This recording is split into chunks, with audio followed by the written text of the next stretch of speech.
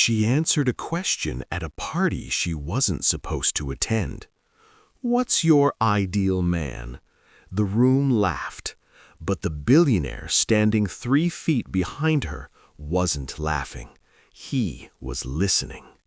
By midnight, she went from invisible to chosen in front of everyone. 7 days later, she saw the photos. Him, another woman, headlines everywhere. And suddenly she understood. She was never actually chosen. She was just convenient.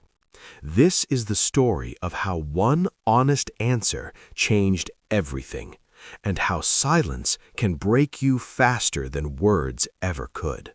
Lena Hart received the call at 4:47 p.m. on a Friday. "Lena? Hi, it's Rebecca from the Hastings agency. Listen, we have a situation." Lena was stirring pasta sauce, phone wedged between her shoulder and ear. "Someone canceled for tonight's event at the Velmont estate. We need a replacement. Can you make it?" The Velmont estate. Lena had heard of it. Old money, new money. The kind of people who treated luxury like oxygen. "What time?" she asked. 7:30, cocktail attire. Just show up, smile, network. You know the drill." "You're a body count, not a priority." Rebecca didn't say it, but Lena heard it anyway. She'd been to events like this before. Last-minute fills, convenient placeholders. Still, she said yes. She always said yes. By 7:43 p.m., Lena stood in the grand foyer of the Velmont estate, trying not to look as out of place as she felt. The venue was breathtaking. Crystal chandeliers hung like frozen galaxies. Marble floors gleamed under soft golden light. Floor-to-ceiling windows revealed manicured gardens lit by invisible spotlights. Men in tailored suits discussed mergers and acquisitions. Women in gowns that cost more than Lena's rent laughed in perfectly timed intervals, as if they'd rehearsed. Lena smoothed her simple black dress, the nicest one she owned. It was elegant, classic, and painfully modest compared to everyone else. She took a champagne flute from a passing server and made her way toward the balcony doors. Survive, blend, leave quietly. The same strategy she used every time. Don't draw attention. Don't embarrass yourself. Don't hope for anything more than a free glass of wine and maybe a business card. She'd learned that lesson the hard way. Alexander Voss stood near the bar, glass of whiskey in hand, watching the room like he always did. 34 years old, self-made billionaire, Forbes cover twice. Built an empire by reading people better than they read themselves. He didn't go to parties to enjoy them. He went to observe. Tonight was no different. He noticed Marcus Wendell laughing too loudly at Senator Grayson's joke, desperate for political favor. He noticed Vanessa Calloway angling her body toward the British investor by the fireplace, practiced, calculated. He noticed everything. That's how he'd built his fortune. Observation, pattern recognition, anticipation. And that's why he noticed her. The woman in the simple black dress, standing near the balcony doors, champagne glass untouched, listening to a conversation between 2 venture capitalists without trying to insert herself. She wasn't performing. She wasn't networking. She was just present. Alexander tilted his head slightly. Interesting. Most people at events like this were like wind-up toys, programmed to smile, laugh, name drop, and exit. This woman looked like she was watching a play she hadn't auditioned for. He took a sip of whiskey, eyes still on her, and made a mental note. Lena had mastered the art of strategic positioning. Stand near conversations, but not in them. Nod at the right moments. Smile politely. Never volunteer information. It worked, most of the time. But tonight, her luck ran out. "Lena!" She turned. Rebecca, the woman who'd invited her, waved from across the room. Next to her stood 3 people Lena vaguely recognized. Tech investors, maybe, or finance. Everyone here blurred together after a while. "Come meet everyone," Rebecca called. Lena's stomach tightened, but she walked over, smile fixed in place. "This is Lena Hart, consultant, brilliant mind. Just flew in from, where was it?" "Boston," Lena lied smoothly. She'd been in her apartment all week. "Boston," Rebecca repeated. "Anyway, Lena's fabulous. You'll love her."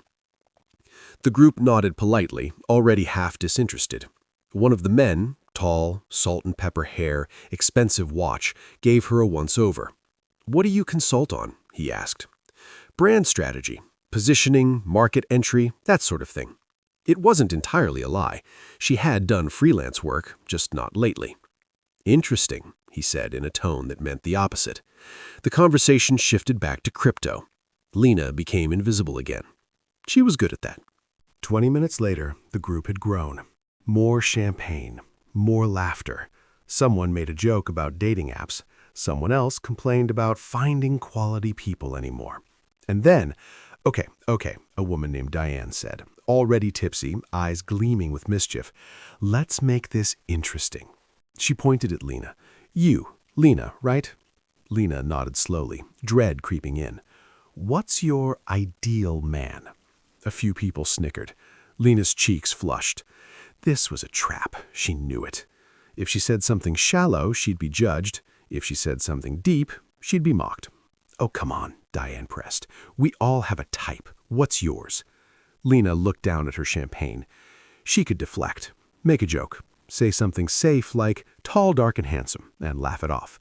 But something in her, maybe the exhaustion, maybe the wine, maybe the fact that she was tired of performing, made her tell the truth. "My ideal man," she began slowly, voice steady, "wouldn't need to impress a room like this." The laughter softened. People leaned in slightly. "He'd protect me in public," she continued, eyes still on her glass, "not diminish me to make himself look bigger." One of the men shifted uncomfortably. "He'd be confident enough to choose me without apologizing for it, without hiding me, without making me feel like I'm convenient." Silence settled over the group. Diane blinked, caught off guard. Someone finally scoffed. "Good luck finding that here," a man muttered. A few nervous laughs.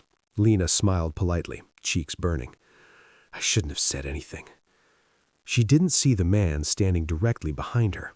Didn't see him stop mid-step, whiskey glass frozen halfway to his lips. Alexander Voss, listening to every single word. "Excuse me." The voice came from directly behind her. Low, calm, controlled. The group turned instantly and froze. Alexander Voss stepped forward, eyes locked on Lena. The room shifted. Conversations stopped mid-sentence. Heads turned. Phones subtly rose. He didn't acknowledge anyone else, just her. "Most people here," he said evenly, "talk about portfolio size, market share, connections." He paused. "You just talked about values." Lena's heart hammered against her ribs. He extended his hand. "I'd like to spend the rest of the evening with you." Gasps, actual, audible gasps. Diane's mouth fell open. Rebecca looked like she'd just witnessed a miracle. Lena stared at his hand. "This isn't real. This doesn't happen. Not to me." But his hand stayed extended, patient, waiting. She glanced up at his face. He wasn't smiling, but his eyes were honest. Slowly, she reached out and took his hand. The room erupted in whispers. Phones clicked. Eyes burned into her back. And just like that, Lena Hart, the girl who didn't belong, the last-minute replacement, the invisible consultant from Boston, became the most visible person in the room. They walked through the party together, not rushed, not performative, just together. Alexander introduced her to a museum curator. "Lena's interested in modern art. You two should talk." He wasn't lying. She was interested. She'd mentioned it once, barely, and he'd remembered. He introduced her to a tech founder. "I think you'd find her perspective valuable." People listened to her now, asked follow-up questions, smiled warmly, not because of her, because of him. And for the first time in her life, Lena didn't know how to feel about that. They ended up on the balcony, away from the crowd. The garden stretched out below them, lit by soft amber lights. "You didn't have to do that," Lena said quietly. "Do what?" "Rescue me." Alexander leaned against the railing, studying her. "I didn't rescue you," he said. "I made a choice." "Why?" "Because everyone else in that room was performing. You weren't." Lena looked down at her hands. "I wasn't trying to impress anyone." "I know." She glanced at him. "That's why it worked," added he. For a moment, they just stood there. No games, no scripts, just two people on a balcony. "I'd like to see you again," Alexander said. Lena's breath caught. "Really? Really?" She searched his face for sarcasm, for pity, for anything false. She found nothing. "Okay," she whispered. He smiled, small, genuine. "Okay." Day 1. A text at 9 a.m. Thank you for last night. Rare to meet someone real. Lena stared at her phone for 5 full minutes before responding. Thank you for noticing. His reply came instantly. Hard not to. Day 2. Another text. Busy week ahead, but I'm thinking dinner Thursday. I'd like that. Good. I'll make reservations.